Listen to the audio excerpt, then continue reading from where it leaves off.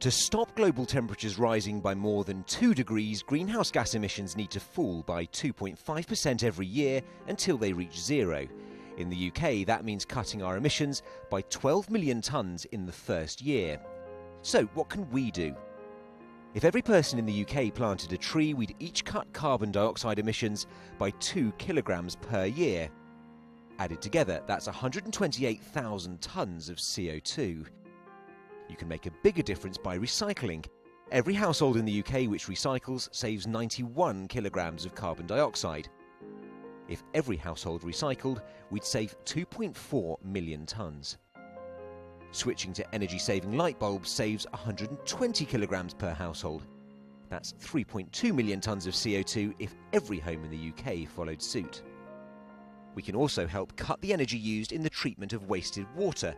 If we all turned off the tap when brushing our teeth, we'd cut 7.9 million tonnes from the UK's emissions.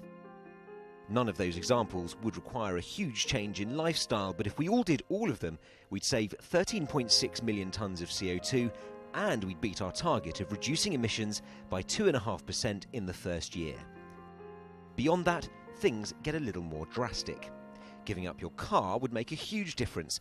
The average motorist creates 2 tonnes of CO2 per year, and there are 35 million cars on the road. If we all gave up our cars, that's 70 million tonnes. If you don't fancy that, what about giving up meat?